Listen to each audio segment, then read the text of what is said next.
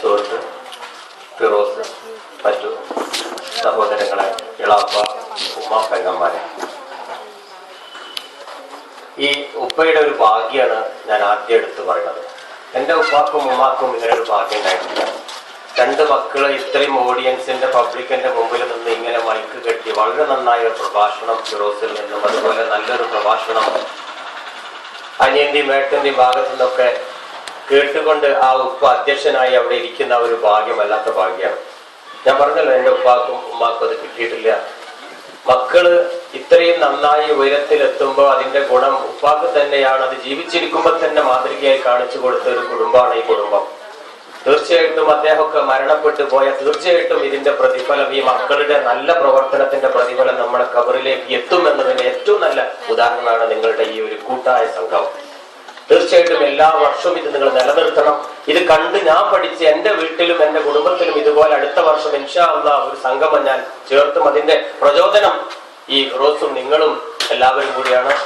തീർച്ചയായിട്ടും അതിന്റെ പ്രതിഫലം നിങ്ങൾക്കും കിട്ടും, നിങ്ങളുടെ പ്രതിഫലം എന്റെ കുടുംബത്തിനും കിട്ടും. ഇത്തരം ഒരു വലിയ എന്താ പറയാ, പ്രവാചകരൊക്കെ പലപ്പോഴും എടുത്തു പറഞ്ഞതാണ്. റോസ് വളരെ നന്നായിട്ട് തന്നെ അതിലൂടെ അവതരിപ്പിച്ചു. ഞാൻ അതിലേക്ക് വീണ്ടും കടന്നു ചെല്ലുന്നില്ല.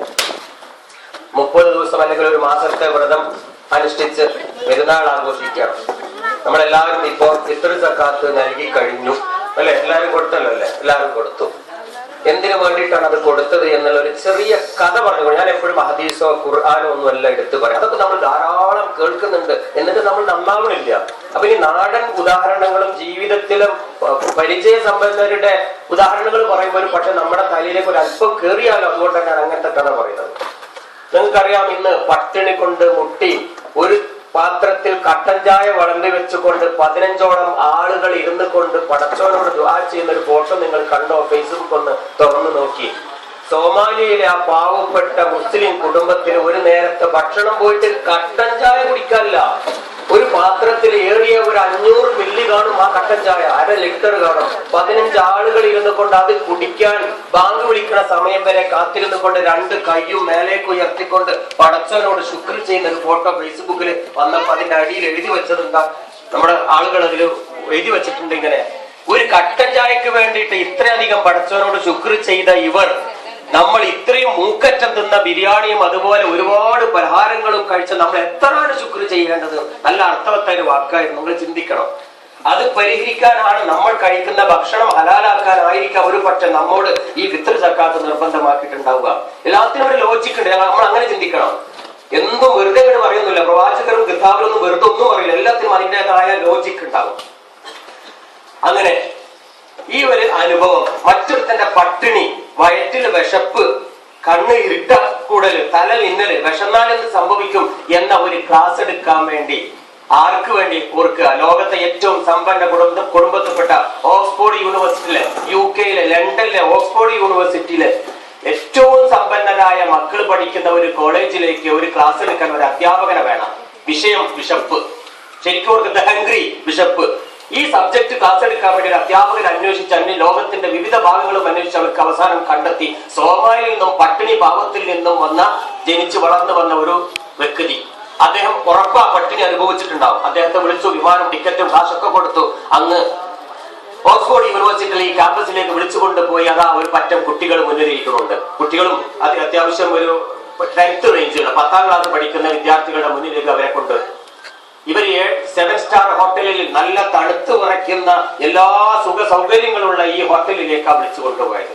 ഈ മക്കളാണെങ്കിൽ എല്ലാം ഭക്ഷണം കഴിച്ച് മൂക്കറ്റം തിന്ന് മദ്യം മറന്ന് മുന്നിൽ ഇങ്ങനെ ഇരിക്കുക. ഇനി അവരെ മുമ്പിൽ അവതരിപ്പിക്കുകയാണ് എന്താണ് വിശപ്പ് എന്ന്.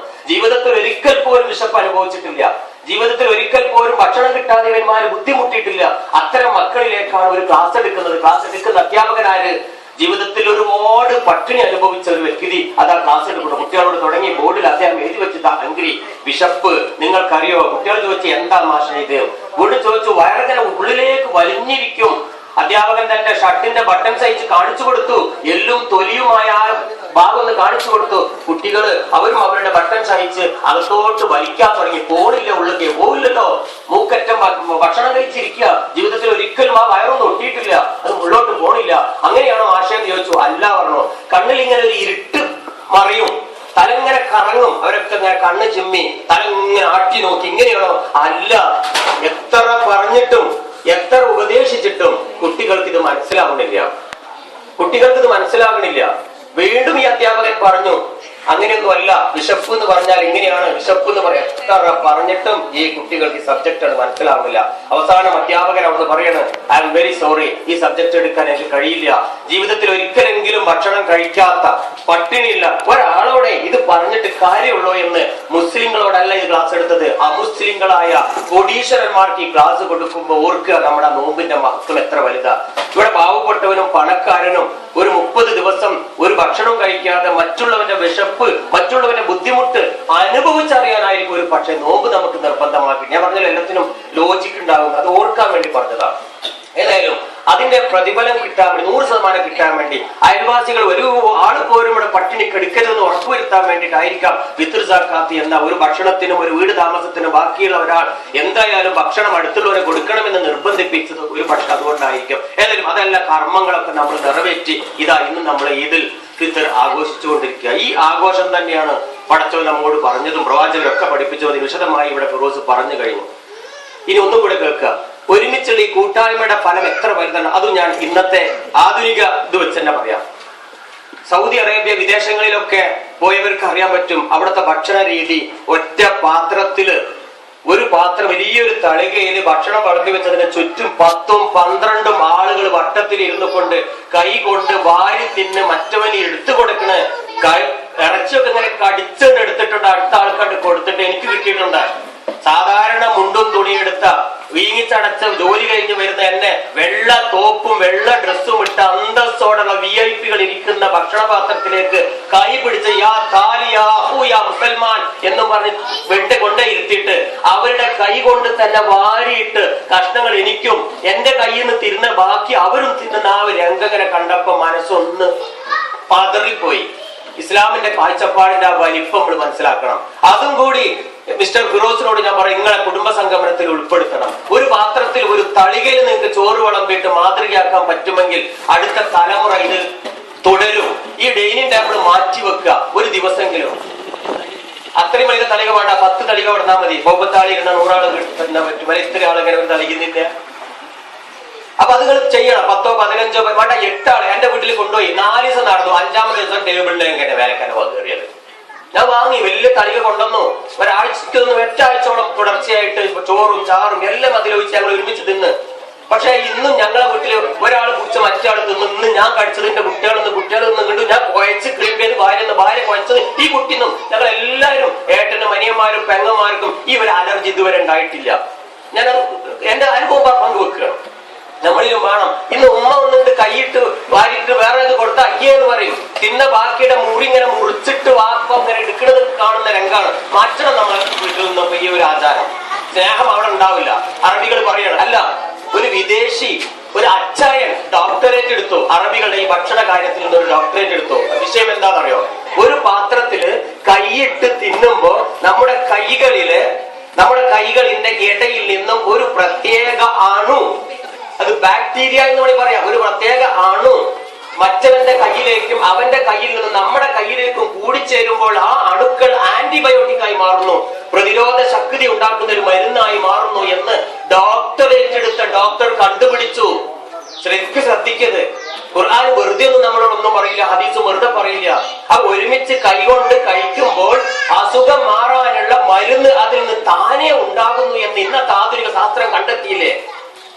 1500 കൊല്ലം മുമ്പ് പ്രവാചകൻ പറഞ്ഞു, മക്കളെ വീട്ടിൽ ബർക്കത്ത് ഉണ്ടാകാൻ, വീട്ടിൽ ഐശ്വര്യം ഉണ്ടാകാൻ, സ്നേഹം ഉണ്ടാകാൻ ഒരുമിച്ച് തിന്നി എന്ന് പറഞ്ഞപ്പോ ഉൾക്കൊള്ളാൻ ചിലർക്കൊന്നും പറ്റില്ല. എന്നാൽ ഇന്നത്തെ 1500 വർഷങ്ങൾക്ക് ശേഷം ഇന്നത്തെ ആധുനിക സയൻസ് എന്ത് കണ്ടുപിടിച്ചു?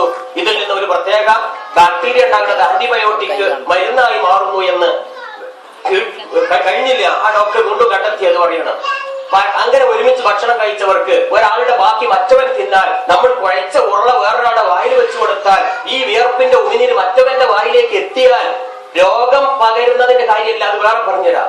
അങ്ങനെ എത്തിക്കഴിഞ്ഞാൽ ആ 2 വ്യക്തികൾക്ക് തമ്മിൽ പരസ്പരം ഒരിക്കലും ചതിക്കാൻ പറ്റില്ലത്രേ, വഞ്ചിക്കാൻ പറ്റില്ലത്രേ, കുറ്റം പറയാൻ പറ്റില്ലത്രേ, ഏഷന് പറയാൻ പറ്റില്ലത്രേ. ആര് പറയുന്നറിയോ? പ്രവാചകരുടെ വാക്കൽ ഇന്ന് ആധുനിക ശാസ്ത്രം കണ്ടെത്തിയ സയൻസ് ആണ് ഈ പറയുന്നത്. ഇത്രമാത്രം പുണ്യമുണ്ട് ആ ഒരുമയിൽ നിന്ന് എന്ന് ഞാൻ അത് നിങ്ങളെ ബോധ്യപ്പെടുത്താൻ വേണ്ടി പറഞ്ഞതാണ്.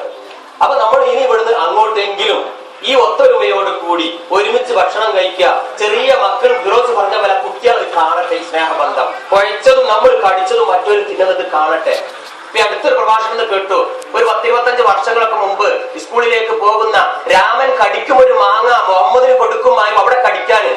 മുഹമ്മദ് നേരെ സന്തോഷിന് അച്ചായന് കൊടുക്കും, തോമസിന് കൊടുക്കും, തോമസ് കടിക്കും. അങ്ങനെ രാമൻ ഇതുകൊണ്ട് ഓടും, മുഹമ്മദും സന്തോഷവും അവന്റെ കൂടെ ഓടും. എന്നിട്ട് പിടിച്ചു വാങ്ങി കടിക്കും. അണ്ടി വരെ ഇവര് കടിച്ചു തിന്നും. ഇല്ലേ, ഉമ്മാരോട് ചോദിച്ചു നോക്കി, നമ്മളെ കുട്ടിക്കാലത്തൊക്കെ ഉണ്ടായിരുന്നില്ലേ?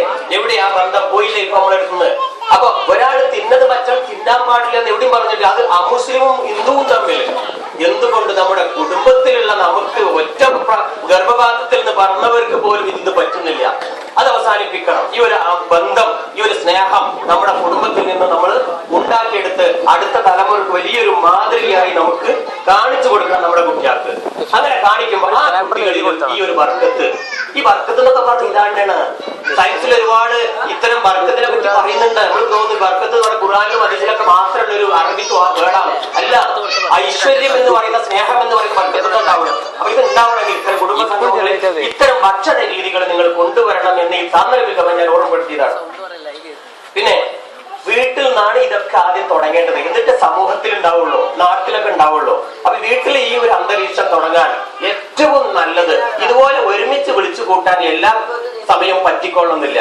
അതിനുവേണ്ടി നമ്മുടെ വീട്ടില് ഒരു ടേബിൾ ഉണ്ട് അല്ല, എല്ലാവരുടെ വീട്ടിലും ഉണ്ടാവും ഡൈനിങ് ടേബിള്. ആ ഡൈനിങ് ടേബിളില് ആഴ്ചയിൽ ഒരു ദിവസം ആ വീട്ടിലെ ആൾക്കാർ ഒരു മീറ്റിംഗ് നടത്തണം. ശ്രദ്ധിച്ച് നിങ്ങൾ കേട്ടോളൂ. ഞാൻ എന്റെ വീട്ടിൽ ചെയ്തിട്ട് നല്ല റിസൾട്ട് ഉണ്ടായിട്ടുണ്ട്. ഒരുമിച്ച് ഒരു ടേബിളില് ഒരുമിച്ചിരിക്കാൻ പരമാവധി ശ്രമിക്കുക.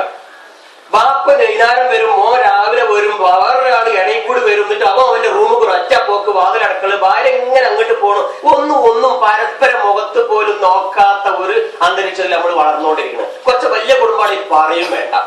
അണുകുടുംബമാണെങ്കിൽ പിന്നെയും അത് ഒരു പക്ഷേ യോജിക്കാൻ പറ്റും.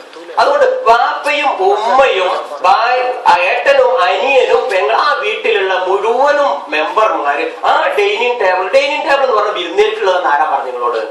ഇടക്കിടക്ക് അങ്ങനെ ഞാൻ കണ്ടിട്ട് പല വീട്ടിലും ഡൈനിങ് ടേബിൾ അവിടെ മൂടി കണ്ടിട്ടുണ്ടാവും. കുട്ടികളൊക്കെ അവിടെയും കൂടി തിന്നുണ്ടാവും. ഗസ്റ്റ് വന്നാൽ ഡൈനിങ് ടേബിളിന്റെ കുറെ കണ്ടെടുക്കും, കസേര കണ്ടെടുക്കും, ഭയങ്കര ചോറ്. ഡൈനിങ് ടേബിൾ വിരുന്നേർക്കുള്ളതല്ല, വീട്ടുകാർക്കുള്ളതാ. ഇത് വീട്ടിലുള്ള എല്ലാവരും വട്ടത്തിൽ ഇരുന്നു കൊണ്ട് ഭക്ഷണം ഇങ്ങനെ കഴിക്കുമ്പോ ഉപ്പ നമ്മളെ കടങ്ങളൊക്കെ വീഡിയോ, ആരാണ് കല്യാണം വിളിച്ചത്, മറ്റന്നാൾ എന്താണ്, നാളെ എന്താണ് പരിപാടി, അനിയന്റെ ക്ലാസ് എവിടെ എത്തി, പെങ്ങളെ സ്കൂളിൽ മാർക്ക് എത്രയടി എനിക്ക്, കുട്ടിയെ നിന്റെ മാഷ് എന്താ പറഞ്ഞത്, ഉസ്താദ് എന്നോട് എന്ത് പറഞ്ഞു. ആ ഒരു മീറ്റിംഗ് നമ്മളെ വീട്ടിൽ കൊണ്ടുവന്നാൽ ആ വീട്ടിൽ ബർക്കത്തുണ്ടാകും. അവിടെ കലപ്പില ഉണ്ടാവില്ല, അവിടെ സ്നേഹം ഉണ്ടാവും, അടി ഉണ്ടാവില്ല, തെമ്മാടിത്തുണ്ടാവില്ല. അത്തരം മക്കൾ വഴിവെച്ചും പോവില്ല. ഇത് നമ്മളെ മക്കൾ കണ്ടു കഴിഞ്ഞാൽ അവരും അവരുടെ ജീവിതത്തിൽ അത് കൊണ്ടുവരും. ഇവിടെ എപ്പോഴും മുഷാവറ ഇല്ലായ്മയാണ് ഏറ്റവും വലിയ ഫിത്ന ഫസാദിന്റെ ഏക കാരണം. മുഷാവറ, കൂടിച്ചേരൽ, കൂടി ആലോചന നടത്താൻ മുഷാവറ. മസൂറ എന്ന് ഉറുദുവിലും മുഷാവറ എന്ന് അറബിയിലും ദ മീറ്റിംഗ് എന്ന് ഇംഗ്ലീഷിലും പറയുന്ന വാക്കിന് അർത്ഥം ഇതാണ്: ഒരുമിക്കുക, എന്നിട്ട് ചർച്ച ചെയ്യുക, ഡിസ്കസ് ചെയ്യുക. ഉമ്മാനോട് ചോദിക്കും, ഉമ്മ നിങ്ങൾക്ക് സുഖമല്ല ഉമ്മ. ഒരു മകൻ ഉമ്മയുടെ മുഖത്ത് നോക്കി ഉമ്മ നിങ്ങൾക്ക് സുഖമാണോ ചോദിച്ചാൽ എത്ര വർഷമായിട്ടുണ്ടാവും അറിയാം. ഒന്ന് ആലോചിച്ച് നോക്കി. ഞങ്ങളെ കുറ്റപ്പെടുത്തലെന്ന എന്നോടും കൂടിയാണ് ഈ പറയുന്നത് കേട്ടോ. സ്വന്തം ഉപ്പയുടെ മുഖത്ത് നോക്കിയിട്ട് ഉപ്പ റാഹത്തല്ല, ഉപ്പാക്ക് വല്ല കുഴപ്പമുണ്ടോ, അസുഖം വല്ല വിഷമം ഉണ്ടോന്ന് ഒരു മകൻ മുഖത്ത് നോക്കി ചോദിച്ചിട്ട് വർഷങ്ങളായിട്ടുണ്ടാവും. എന്നും കാണും, മിണ്ടില്ല. മിണ്ടേണ്ട ആവശ്യമില്ലല്ലോ, സ്നേഹം ഉണ്ടാവും, മിണ്ടണ്ടല്ലോ. ഇത് പരിഹാരമാണ് നമ്മൾ ആ വട്ട വേഷക്ക് ചുറ്റും ഇരുന്നു കൊണ്ട് ചോദിക്കുക. അങ്ങനെ വരുമ്പോ കല്യാണം വിളിച്ച കാര്യങ്ങൾ നമ്മൾ ഓർമ്മ വരും. കാരണം വലിയ തിരക്ക് പിടിച്ച ആണുങ്ങൾ അപ്പൊ വരുമ്പോ വീട്ടിൽ നടന്ന ഒരു കാര്യം ഭാര്യക്ക് പറഞ്ഞു കൊടുക്കുന്ന സമയമില്ല, ഉമ്മാക്കും സമയമില്ല, പെങ്ങൾക്കും സമയമില്ല. ഭക്ഷണം കഴിക്കാൻ എന്തെങ്കിലുമൊക്കെ പറയാം. അതിന് ഫോൺ കോൾ വന്നു, അവിടെ 500 രൂപ, ഇവിടെ 4 ബാറ്ററി, ഇവിടെ ഒരു കാറ്. അങ്ങനെ തെറ്റായിരിക്കും.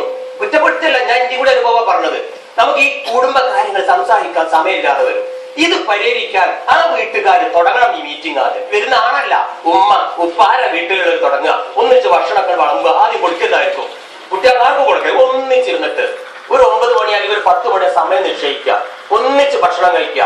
എന്നിട്ട് അപ്പോ ഭക്ഷണം കഴിക്കുമ്പോൾ നല്ല കാര്യങ്ങൾ പറയാ. എന്തായി, ഇന്ന് ആര് വന്നു, ഇന്നലെ ആര് വന്നു, ആരോ മരിച്ചത്, ഇവിടെ ആരൊക്കെ വന്നിരുന്നു, ഇവിടെ എന്താ കുറവുള്ളത്, ഇനി നമ്മൾ നാളെ എന്താ പരിപാടി, കുട്ടികളുടെ കാര്യങ്ങൾ.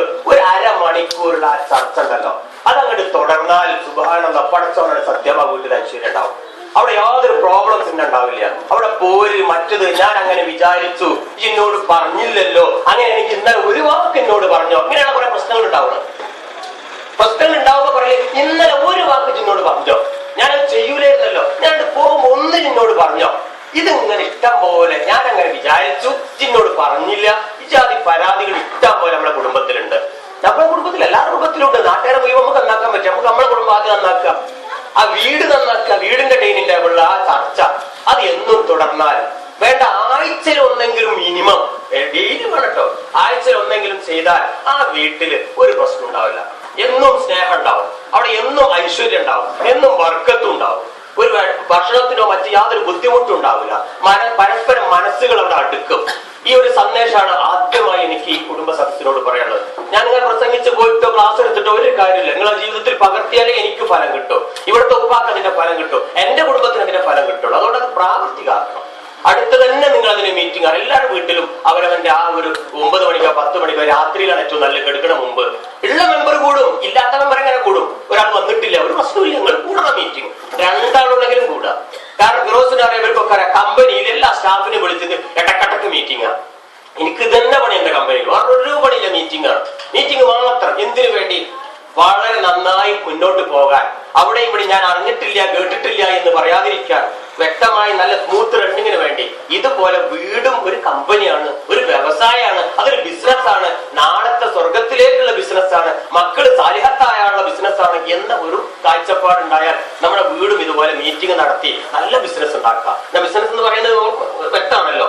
നമ്മുടെ വീടും ഇതുപോലെ, വീട്ടിലെ മാനേജർ എന്ന് പറയുന്നത് ആരാണ്? അവിടുത്തെ ഭാര്യ അല്ലെങ്കിൽ ഉമ്മയായിരിക്കും. അവിടുത്തെ MD മാനേജിംഗ് ഡയറക്ടർ ആരായിരിക്കും? പുറത്തു പോയ ഫിറോസോ അല്ലെങ്കിൽ ഉപ്പയോ ആരാണോ ആ ലീഡർ അവരായിരിക്കും. അവിടെ മാനേജർ ഉണ്ട്, ക്ലർക്ക് ഉണ്ട്, അവിടെ പ്യൂണുണ്ട്, വല്ല ജോലിയും ആ വീട്ടിൽ നടക്കുന്നുണ്ട്. ഏറ്റവും അധികം ജോലി ചെയ്യുന്നത്, ബുദ്ധി കൊണ്ട് ജോലി ചെയ്യുന്നത് ആരാന്ന് ചോദിച്ചാൽ ഒരു വീട്ടമ്മയാണ് എന്ന് ഈ അടുത്ത് പ്രബന്ധം എഴുതിയ ഒരു ഡോക്ടർ എഴുതി. ഒരു വീട്ടിലെ സ്ത്രീയാണ് അത്ര ഏറ്റവും അധികം ജോലി ചെയ്യുന്ന ഒരു വ്യക്തി. ഒരു പുരുഷനല്ല, ഈ ഫിറോസല്ല, ഞാനല്ല. കാരണം ഈ വീടിന്റെ മുഴുവൻ ഭാഗങ്ങളും ഓരോ കോണിലേക്കും കണ്ണെത്തി ശ്രദ്ധിച്ച് മക്കളെ കാര്യം, ഭക്ഷണത്തിന്റെ കാര്യം, മെയിന്റനൻസും അതും ഇതും എല്ലാ തലയിൽ കൊണ്ട് നടക്കുന്ന ഒരു സ്ത്രീ വലിയൊരു സ്ഥാപനം, 1000 ജോലിക്കാരുള്ള ഒരു സ്ഥാപനം നടത്തുന്നതിന് തുല്യമാണ് എന്ന് ഇത് ഞാൻ പറഞ്ഞ വെറുമ്പാക്കല്ല. നിങ്ങളെ സുഖിപ്പിക്കാൻ വേണ്ടി പറയല്ല, നിങ്ങളെ മഹത്വങ്ങൾ മനസ്സിലാക്കാൻ വേണ്ടി പറയാം. നിങ്ങൾ അത്ര മടിയന്മാരൊന്നുമല്ല, ആരെങ്കിലും കുറ്റപ്പെടുത്തേണ്ടത് തിരുത്താൻ വേണ്ടിയിട്ടാണ് ഈ പറയുന്നത്. ഇത് നിങ്ങളെ കഴിവുകൾ നിങ്ങൾ തിരിച്ചറിയും വേണം. ഞാൻ അത്ര പോക്കല്ല, എഴുതും വായനയും അല്ല ജീവിതം, വലിയ വിദ്യാഭ്യാസം അല്ല ജീവിതം. അത് യഥാവിധി അതാത് സമയത്ത് കാര്യങ്ങൾ നടത്തിക്കൊണ്ടു പോകലാണ് യഥാർത്ഥ മാനേജ്മെന്റ്. അതുകൊണ്ടായിരിക്കും ഭാര്യയ്ക്ക് പേരിട്ടുണ്ടാവും ഹോം മിനിസ്റ്റർ. തമാശക്കാണെങ്കിൽ വളരെ അർത്ഥവത്തായ പേരാ ഹോം മിനിസ്റ്റർ. വീട്ടിലെ മന്ത്രി. ഹോം മിനിസ്റ്റർ എന്ന് പറഞ്ഞാൽ എന്താ? വീട്ടുമന്ത്രി. വീട് പറഞ്ഞാൽ നമ്മുടെ കേരളത്തെ പറ്റിയാണ് ഒരു വീട് എന്ന് പറയാം. ഹോം മിനിസ്റ്റർ പറഞ്ഞാൽ കേരള മുഖ്യമന്ത്രിക്ക് ഹോം മിനിസ്റ്റർ എന്ന് പറയാം. ഹോം വീട്, ഹോം മിനിസ്റ്റർ എന്ന് പറഞ്ഞാൽ ഭാര്യ. അതുവരെ ഇന്ന് വ്യാഖ്യാനങ്ങൾ കൊണ്ടുവന്നത് എന്തുകൊണ്ടാണ്? ആ ഭാര്യയുടെ മഹത്വം എടുത്തു പറയാൻ. അപ്പൊ ഇത്രയും മഹത്വമേറിയ ഒരു ഭാര്യയാണ് അല്ലെങ്കിൽ ഒരു വീട്ടമ്മയാണ് ആ വീട്ടിലെന്നും ഇത്തരം കാര്യങ്ങൾ നടത്തിക്കൊണ്ടുപോകണം എന്റെ ഉത്തരവാദിത്തമാണെന്നും അറിഞ്ഞതോടുകൂടി തന്നെ ആ ടേബിൾ മീറ്റിംഗിലേക്കും ഈ വീട്ടമ്മ മുഖ്യ അതിഥിയായി, മാനേജറായി ആ പ്രോഗ്രാം ചെയർ ചെയ്യണം. ആ വീട്ടമ്മ അത് ചെയർ ചെയ്യണം. വീട്ടമ്മ വിളിച്ചു കൂട്ടണം എല്ലാരും, വെരി വെരി വെരി പറഞ്ഞിട്ട്. എന്നിട്ട് മക്കളെയൊക്കെ വിളിച്ച് ഇരിക്കണം അവിടെ, വാ, അല്ലെങ്കിൽ സമയമായിട്ടില്ല, പഠിക്കൽ നിർത്ത്, ഇപ്പൊ ഇങ്ങോട്ട് വാ. നിസ്കാരാണെങ്കിൽ ഇത് ഭക്ഷണം കഴിഞ്ഞിട്ട് പറയാം, ഒരു കുഴപ്പമില്ല, കളാവാൻ പോണി വേഗം നിൽക്കാഴ്ച പറയാം. അങ്ങനെ ഇത് വിളിച്ചു കൂട്ടി ഒരുമിച്ച് എത്ര തിരക്കാണെങ്കിലും ഫോണങ്ങനെ വരും, ഫോൺ എടുത്ത് വാങ്ങി വെക്കണം, സൈലന്റ് ആക്കിയിട്ട് അവിടെ മൂലക്കണ് വെക്കുക, കൗത്യന് വെക്കുക. അപ്പോഴും ചിലപ്പോൾ ഗുരുവച്ചനും എനിക്കൊക്കെ ഫോൺ വരും, കാരണം ഈ മീറ്റിങ്ങിന്റെ അടിയിലൊക്കെ കൗത്യന് വെക്കന്നെ. എന്നിട്ട് ആ മീറ്റിംഗ് അന്തസ്സായി ചെയർ ചെയ്തിട്ട് പിരിയുമ്പോ കിടന്നുറങ്ങി നോക്കിയോണ്ടി ഭയങ്കര സുഖമായിരുന്നു കിടന്നുറങ്ങാൻ. ഒരുപാട് കാര്യങ്ങൾ സംസാരിച്ച് തീർന്നവരെ അവിടെ പിണക്കം ഒന്നും ഉണ്ടാവില്ല, ഇണക്കേ ഉണ്ടാവുള്ളൂ. ഇണക്കം ഉണ്ടാവില്ല, പണക്കം ഉണ്ടാവില്ല, അടുപ്പാണ് ഉണ്ടാവുക. ഇണ എന്നുള്ളതാണ് ഇണക്കം എന്ന് പറഞ്ഞത് കേട്ടോ. അപ്പൊ ഈ ഒരു കാര്യം ഇൻഷാ അല്ലാഹ് ഇന്നത്തെ ഈ ഒരു സന്ദേശത്തോടു കൂടി നിങ്ങളുടെ ജീവിതത്തിൽ പകർത്തണം എന്നാണ് എനിക്ക് ആദ്യമായിട്ട് നിങ്ങളോട് പറയാനുള്ളത്.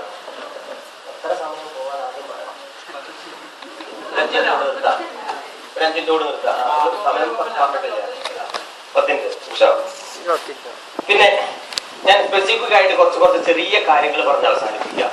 ഞാനില്ല സാഹിത്യവും ഇംഗ്ലീഷും കടിച്ചാപ്പാട്ടും ഒന്നും പറയുന്നില്ല, പച്ച മലയാളത്തിൽ എവിടെ പോയാലും ഞാൻ എന്നെ പറയാം. അതുകൊണ്ട് അത് അങ്ങനെ നിങ്ങൾക്ക് മനസ്സിലാവുമെന്ന് വിചാരിക്കട്ടെ. ഞാൻ ഇനി പറയാൻ പോണ കുറച്ച് കാര്യങ്ങൾ വീട്ടിലും മക്കളും തമ്മിലുള്ള ചെറിയ കശപിശ ഒഴിവാക്കാനുള്ള കുറച്ച് കാര്യങ്ങൾ നിങ്ങൾ ശ്രദ്ധിക്കുക. നമുക്ക് അറിയാത്ത കുറെ കാര്യങ്ങളാണ്. അറിയാം, അറിയില്ല എന്ന് നമുക്കറിയില്ല, അങ്ങനത്തെ കുറച്ച് കാര്യങ്ങൾ. അപ്പൊ കൺഫ്യൂഷനായില്ലേ? ഇത് അറിയില്ല എന്ന് നിങ്ങൾക്കും അറിയില്ല, അങ്ങനത്തെ കാര്യങ്ങളാണ് പറഞ്ഞത്. ഉദാഹരണത്തിന് അതിന്റെ ഉദാഹരണം പറഞ്ഞാലാണ് ഞാൻ സാധാരണ പറഞ്ഞ ഉദാഹരണം തന്നെ പറയാം. അപ്പൊ അടുത്ത് ഭാര്യ വിളിച്ചിട്ട് നമ്മൾ പറമ്പിലൊന്ന് പോവാ, ആയിക്കോട്ടെ. പറമ്പിൽ പോയപ്പോണ്ട് പറമ്പിന്റെ സെന്ററിൽ ഒരു മൂരിക്കുട്ടിനെ കെട്ടിയിട്ടേക്കുന്നു. ആരോ കൊടുന്ന് കെട്ടിയതാ പുള്ളിയും തന്നെ.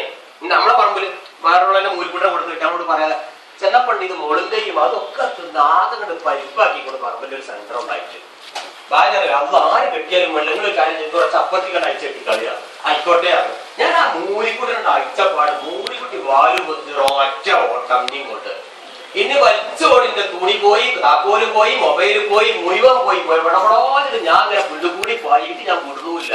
എന്താണ്ടാ വിടാത്തത്? ഞാൻ ഈ മൂരിക്കുട്ടിയാണ് പറഞ്ഞ അയൽവാസി വന്നിട്ട് പറയും ഇത് പോകിത്തോടെ തന്നെ അയച്ചാണ്ട് വിട്ടില്ലേ, ഇതെല്ലാം പറയാ ഉറപ്പില്ല. ഞാൻ ഭയങ്കര കുറ്റക്കാരനായി, അത് പേടിച്ചിട്ട് മുറിക്കാണ്ട് കുടിച്ചു. എന്റെ വിരല് പെടുന്നിട്ട് തൊലിയാണ്ട് ഊരിയാണ്ട് പോയി എന്നല്ല, ചോരോണ്ട് 5 കളി ഓടി ഞാൻ ആശുപത്രിക്ക് പോയി മരുന്നൊക്കെ കുടിച്ച് തുന്നണ്ടി വരും, ഇതൊന്ന് കെട്ടി നോക്കാന്ന് പറഞ്ഞ് കെട്ടി ശരിയായതാ കഴിഞ്ഞ മാസമാണ്. അപ്പോ ഒരു കാര്യം ഞാൻ അതിന് പഠിച്ചു. എന്ത്? നേരത്തെ എനിക്ക് അറിയില്ലായിരുന്നു മൂരിക്കുട്ടിനെ അഴിച്ചു കെട്ടാൻ അറിയില്ല എന്ന് എനിക്കറിയില്ലായിരുന്നു. ഇപ്പൊ ക്ലിയറായ? മൂരിക്കുട്ടിനെ അഴിച്ചിട്ടാണ് അറിയില്ല എന്ന് എനിക്കറിയില്ലായിരുന്നു. ഇത് പൊട്ടിനെ കൊണ്ട് ഓടിയപ്പോ എനിക്ക് മനസ്സിലായി എനിക്ക് മൂരിക്കുട്ടിനെ അഴിച്ചിട്ട് അറിയില്ല. കാരണം മൂരിക്കുട്ടി എന്താ വിചാരിച്ചേ, സ്വന്തം ഉടമേനെ വീട്ടിൽ കഴിച്ചു കൊണ്ടുപോയി ഞാൻ വീട്ടിൽ പായണോ, അതിനത്രല്ലേ ബുദ്ധിയുള്ളൂ. ആ ബുദ്ധി എനിക്കില്ല, അത് മനസ്സിലാക്കിയ ബുദ്ധി എനിക്കില്ല. അപ്പൊ ഞാൻ ഒരു കാര്യം പഠിച്ചത് മൂരിക്കുട്ടിനെ അഴിച്ചിട്ടാൽ എനിക്കറിയില്ല. അതിന് മുമ്പേ എനിക്കറിയില്ലായിരുന്നു. ഇത് ഉദാഹരണം പറഞ്ഞത് പച്ചക്ക് മനസ്സിലാവാനാണ്. ഇനി ആൺകുട്ടിയാക്കും ആണുങ്ങൾക്കും മനസ്സിലാവുന്ന ഒരു ഉദാഹരണം പറഞ്ഞുതരാം. ഇത് ഈ കാര്യം അറിവില്ലായ്മ ഏതെല്ലാം കോലത്തിലാന്ന് പഠിപ്പിക്കണം കേട്ടോ. ഒരു മോട്ടോർ സൈക്കിളില് ആ ഇരിക്കുന്ന കുട്ടി എത്ര 3 വയസ്സുണ്ടാവില്ലേ ഇവന്, അല്ലെ? ഒരു 3 വയസ്സ് തോന്നിക്കുന്ന ഈ കുട്ടിനെ ഒരു മോട്ടോർ സൈക്കിളിന്റെ മുന്നിൽ വെച്ചിട്ട് ഈ ഫിറോസ് ഇങ്ങനെ ഓടിച്ചോടും അങ്ങാടി കൂടിട്ടോ. കുട്ടി ഇങ്ങനെ അങ്ങാടിയിൽ ബസ്സൊക്കെ ഇങ്ങനെ കണ്ടിങ്ങനെ പോകുമ്പോ ഈ കുട്ടിക്ക് അറിയില്ല എനിക്ക് ഈ മോട്ടോർ സൈക്കിൾ ഓടിക്കാൻ അറിയില്ല എന്ന് ഈ കുട്ടിക്ക് അറിയില്ല. അറിയോ? ഇവൻ അറിയില്ല എന്ത്, ഇത് എനിക്ക് ഓടിക്കാൻ അറിയില്ല. ഇവൻ എപ്പോഴാ ഇനി അറിയാ ഓടിക്കാൻ അറിയില്ല എന്നുള്ളത്? ഒരു 10 വയസ്സായി ഏകദേശം ഇവനെ പോലെ ആയാൽ എത്രയാണ്? 9-10 9-10 വയസ്സായി കഴിഞ്ഞാൽ ഓനക്ക് അറിയാം. ഓ വാപ്പന്റെ മുന്നിൽ ഇങ്ങനെ ഇരുത്തി ഇങ്ങനെ പോകുമ്പോ അല്ലാ എന്ത് രസത ഓടിക്കാൻ എനിക്കറിയില്ല കേട്ടോ. അപ്പോഴാണ് ആ കുട്ടിക്കാരെന്ത് എനിക്കറിയില്ല അല്ലെ? മക്കൾക്ക് മനസ്സിലാവുണ്ടല്ലോ. ഇതൊക്കെ അത്യാവശ്യം ബുദ്ധി വിവേകമുള്ള ആൾക്കാരാണ്, ഇത് ഉദാഹരണം മനസ്സിലാവും. അപ്പൊ ഇതുപോലെ കുട്ടികളെ കഥ മാത്രല്ല, വലിയ ആൾക്കാർക്ക് വരെ ചില കാര്യങ്ങൾ അറിയില്ല എന്നും അറിയില്ല, ചില കാര്യങ്ങൾ എനിക്ക് അറിയുന്നും അറിയില്ല. അങ്ങനെ പറ്റുന്ന കുറച്ച് അബദ്ധത്തിലെ കുറെ നുറുങ്ങ് ഞാനൊന്ന് പറഞ്ഞുതരാം. ഇത് ഞാൻ എന്റെ ജീവിതത്തിൽ പകർത്തിയതാണ്. ഞാൻ എന്റെ മക്കളിൽ പരീക്ഷണം നടത്തിയ എന്റെ മക്കളിൽ 2 കുട്ടികൾ ഇതിനുള്ളിൽ ഇരിക്കുന്നുണ്ട്. അനുഭവിച്ചെന്നെ ഈ പറയുന്നത് കുറച്ച് കാര്യങ്ങൾ പറഞ്ഞുതരാം. ഞാൻ കുട്ടിക്കാലത്ത് തന്നെ തുടങ്ങാം. ഒരു ചെറിയ കുട്ടി, ആ കുട്ടിയെ നടക്കുന്ന കുട്ടി 1 വയസ്സ് കഴിഞ്ഞൊരു 1.5 വയസ്സ് തോന്നിക്കും, 2 എത്തിയിട്ടില്ല. ഇത്ര എനിക്കറിയാം, കണ്ടിട്ട് പറയാം അല്ലേ? ആ കുട്ടിയുടെ കയ്യിൽ നിന്ന് ആ ബലൂൺ പൊട്ടി. അങ്ങനെ ചൂണ്ടും ഒക്കെ മനസ്സിലായി ആ പൊട്ടിയൊക്കെ എന്ത് ചെയ്തു? കുട്ടിയായിട്ട് കരഞ്ഞു. കുട്ടിയായിട്ട് കരഞ്ഞു നേരെ ഉമ്മാന്റെ അടുത്ത് ഓടി വന്ന് ഞാൻ കഥ പറയണം. അപ്പൊ ഉമ്മയും അയൽവാസിയായ ഉമ്മയും തമ്മിൽ വളരെ സീരിയസ് ഒരു കാര്യം ചർച്ച ചെയ്തുകൊണ്ടിരിക്കുകയാണ്. ഏത് കാര്യം? അടുത്ത ആഴ്ച എന്റെ മോളെ കല്യാണമാണ്, അതിനൊരു 10 ലക്ഷം ഉറുപ്പിയെങ്കിലും ഇല്ലാന്ന് എങ്ങനെ ഞാൻ പറഞ്ഞയക്കും? അതിനുള്ള സ്വർണം വാങ്ങണം, കല്യാണ ചെലവ് കൂടെ ഒരു 10 ലക്ഷം വേണം. ഭർത്താവാണ് ആകെ ടെൻഷനിലാണ്, എന്താണ് ചെയ്യാ, എന്റെ അടുത്ത് വല്ല മാർഗമുണ്ടോ എന്നൊക്കെ പറഞ്ഞ 10 ലക്ഷം ഉറുപ്പിയുടെ ഭർത്താവാണ് പറഞ്ഞുകൊണ്ടിരിക്കുന്നത് കേട്ടോ. ഈ സമയത്ത് 50 പൈസ പോലും ഇല്ലാത്ത ഈ ബൊലു പൊട്ടി ഈ കുട്ടിയുടെ അടുത്ത്. കുട്ടി പാഞ്ഞു വന്നിട്ട് ഉമ്മാടെ കോന്തല, ഞാൻ എങ്ങനെയാണ് പറയണം, നാടൻ ഉമ്മാന്റെ രീതി എടുക്കാം, കോന്തല തുണിയിട്ട് കുടിച്ചിട്ട് ഇമ്മാന്റെ വലു പൊട്ടി, എന്റെ വലു പൊട്ടി. അതിലൂടെ 10 ലക്ഷം ഉൾപ്പെടെ വർത്താനം പറയുമ്പോഴാണ് ഐബേസിന്റെ കഥ ഈ കുട്ടി പാവം വരുന്നത്. എന്താ പറയാ, ഓടാവുന്നു എന്റെ ഒരു ഐബേസ. രണ്ടാമത് കുട്ടിയാണ് കരഞ്ഞി, എന്നെ മെയിൻറ്റെയിൻ ചെയ്യല്ലോ, ഇവിടെ മെയിൻറ്റെയിൻ ചെയ്യല്ലോ, അമ്മ ഭയങ്കര 10 ലക്ഷം ഉൾപ്പെടെ വർത്താനം പറഞ്ഞുകൊണ്ടിരിക്കല്ലേ. വീണ്ടും കുട്ടി പൊട്ടിയല്ലോ പൊട്ടിയല്ലോ, അന്നോടാ പറഞ്ഞു കൊടുത്ത് പോവാന്. രണ്ടാമത്. മൂന്നാമത് ഞാൻ പറയുന്നില്ല, ചില ഒരു ഡാഷ് ഒക്കെ ഫിറ്റ് ചെയ്യും. വാപ്പാനെ വേറൊരു വാലുള്ള സാധനമൊക്കെ ആക്കണം, കൂട്ടും കുടുംബങ്ങളൊക്കെ ഉണ്ട്. നമ്മുടെ ഇവിടെ ഒന്നും അതില്ല, ചില ഗ്രാമങ്ങളിലുണ്ട്. വാപ്പാനെ തന്നെ സ്വന്തം ഭർത്താവിനെ തന്നെ നായി വെക്കും കേട്ടോ. നായിന്റെ മോനെയും വിളിക്കുതിനെ, അപ്പൊ ഭർത്താവ് നായി, അങ്ങനത്തെ ഒന്നും ഇല്ല, അവിടെ ഒന്നും ഇല്ല കേട്ടോ. ഉള്ള ഗ്രാമങ്ങളൊക്കെ ഉണ്ട്. ഒന്ന് തെളിയൊക്കെ വിളിച്ച് ഒടാന്നൊക്കെ പറഞ്ഞു ചീത്ത പറഞ്ഞു ഓടി ആ കുട്ടിക്ക് വലു കുട്ടീനെക്കാളും വലിയ കരച്ചിലും കരഞ്ഞാൽ കുട്ടി പോകും. ആദ്യം 50 പൈസ കരച്ചിൽ കരുതി, ഇപ്പൊ ഒരു 10 രൂപയുടെ കരച്ചിൽ കരഞ്ഞിട്ട് ആ കുട്ടി ഇവിടെ നിന്നായിട്ട് പോകും. അതിന് പകരങ്ങൾ ചെയ്യേണ്ടത് ഒറ്റ വിളിക്കുക. കുട്ടികൾ വന്ന ഉടനെ തന്നെ മാന്റെ വലു പൊട്ടിന്ന് പറഞ്ഞാൽ തന്നെ മുമ്പിൽ നിൽക്കുന്ന സ്ത്രീനോട് പറഞ്ഞു, എടി ഇന്റെ മകൾക്ക് എന്തോ ഒരു സഹായം ആവശ്യം, അവളെ വലു പൊട്ടിന്നാ പോകുന്നത്, ഒരു മിനിറ്റ് ഇട്ടാ എന്തിയാടാ ഈ കുട്ടി കേൾക്കും വേണം. ഇവരോട് ഈ പറയുന്നത് നിക്ക് കുഞ്ഞാത്ത ഖദീജ മുകുൽസോ ഒരു മിനിറ്റ് നിക്കടി, എന്റെ കുട്ടിക്ക് എന്തോ ഒരു കാര്യം ഉണ്ടെന്ന് പറഞ്ഞു, എന്താടാ എന്താ കരളെ എന്നൊക്കെ പറയുന്ന തലയിലൊന്ന് തൊട്ട് തലമരൊക്കെ തൊട്ട് തലോടി, അല്ലെങ്കിൽ ഇപ്പൊ ഞാൻ പുതിയ ബോലോടെ വീട്ടിൽ നോക്കട്ടെടാ, ഇപ്പോൾ മാറി നിൽക്കും, ഞാൻ ഈ താത്താന്റെ ഈ കാര്യം പറഞ്ഞാൽ എനിക്ക് ആ ബോല് വാങ്ങിത്തരാന്നൊക്കെ പറയും. വലിയ ഒരാളോട് കൊടുക്കണ മറുപടി ആ കുട്ടിക്ക് അങ്ങോട്ട് കൊടുത്ത് തലയിലൊക്കെ ഒന്ന് കയ്യോടി തലമൊന്ന് തൊട്ടിട്ട് എടുത്ത് ചേർത്ത് നിർത്തിയിട്ട് നിങ്ങൾ ഈ 10 ലക്ഷം ഉൾപ്പെടെ വർത്താനാണ് പൂർത്തിയാക്കിയിട്ട് വാക്ക് പാലിക്കാൻ മറക്കരുത്. കുട്ടിയെയും കൊണ്ട് ആ കാര്യം നിറവേറ്റി കൊടുത്താൽ സുബ്ഹാനല്ലാഹ് ആ കുട്ടി നിങ്ങളോടുള്ള സ്നേഹത്തിന്റെ വലിപ്പം എത്രയാണെന്നുള്ളത് വേറൊരു ഡോക്ടർ വിജയ് ഇപ്പൊ കേട്ടോളിഞ്ഞു. ഞാൻ ഖുർആനിലല്ല പറഞ്ഞത്, സയൻസ് അല്ല പറഞ്ഞത്, സയൻസ് ആണ് പറഞ്ഞത്, ഹദീസ് അല്ല. ഞാൻ ഖുർആനിലും ഹദീസിലും പ്രവാചകരും ഒക്കെ പറഞ്ഞ കാര്യമാണ് പറഞ്ഞത്. കാരണം അത് ഞാൻ പഠിച്ചിട്ടില്ല കൂടുതൽ, ഞാൻ പഠിച്ചത് ഇപ്പൊ ഇങ്ങനെ രീതിക്ക് ആയതുകൊണ്ട് അത് പറഞ്ഞുതരാം. അതും ഒരു കഥ കേട്ടോ, അവിടെ ഇരിക്കട്ടെ. ഇങ്ങനത്തെ കുട്ടികളില് 100 കുട്ടികളിൽ ഒരു പഠനം നടത്തി. ഒന്നിങ്ങനത്തത് ഏത് ഓട കൂടുന്നെന്ന് പറഞ്ഞ ചീത്ത പറഞ്ഞ 100 കുട്ടികളിലും, മറ്റൊന്ന് ഒറ്റ വാക്കിൽ തന്നെ ആ കുട്ടിക്ക് ഉത്തരം കൊടുത്ത് അതിനെ ഇപ്പൊ ശരിയാക്കി തരാം മോനെ മോളെ എന്ന് പറഞ്ഞ തലോടി അടുത്തേക്ക് അടച്ചു പിടിച്ചിട്ട് കുട്ടിയുടെ വലിയ കുട്ടിയല്ലോട്ടോ, അതേ സീരിയസ് കുട്ടിയുടെ അതേ വിഷമം ഉമ്മാക്കും വേണം. അങ്ങനത്തെ കുട്ടിന്റെ 100 കുട്ടികളെയും തലച്ചോറ് സ്കാൻ ചെയ്ത് നോക്കിയത്രേ. അതാ വിധി വന്നു, ഡോക്ടർമാരുടെ സർട്ടിഫിക്കറ്റിൽ വിധി വന്നു. ഓടാ അവിടുന്ന് എന്ന് പറഞ്ഞ കുട്ടികളെ തലച്ചോറിന്റെ മെമ്മറി സെക്ഷനില് ഉമ്മ ഉപ്പ സ്നേഹബന്ധങ്ങളുടെ ആ ലെയറില് 24 പാടകൾ കരിഞ്ഞു പോയിട്ടുണ്ട്. ശ്രദ്ധിച്ചു കേട്ടോളി, ഉമ്മ ഉപ്പ സ്നേഹബന്ധത്തിന്റെ തലച്ചോറിന്റെ 24 പാടകൾ, ലയറുകൾ, മെമ്മറി ലൊക്കേഷനുകൾ നഷ്ടപ്പെട്ടിട്ടുണ്ട്, കരിഞ്ഞു പോയിട്ടുണ്ട്. എന്നേക്കുമായി അതിന് ജീവൻ വെക്കൂല എന്നും മോനെ ഇത് ഞാൻ ഇപ്പൊ വാങ്ങിത്തരടാ, നീ എന്റെ കരളല്ലേ മോനല്ലേ എന്ന് പറഞ്ഞ അടുത്തേക്ക് വിളിച്ച് ഈ ഉമ്മാടെ മുമ്പ് തന്നെ കുട്ടിയോട് സംസാരിച്ച കുട്ടിയുടെ തലച്ചോറിൽ 128 പാടകൾ പുതുതായി സ്നേഹത്തിന് വേണ്ടിയിട്ട് ഒരു രൂപം കൊണ്ടിട്ടുണ്ട്. കേട്ടോളി, 128 മെമ്മറി ലൊക്കേഷൻ പാടകൾ പുതുതായി ഉണ്ടായിട്ടുണ്ട്.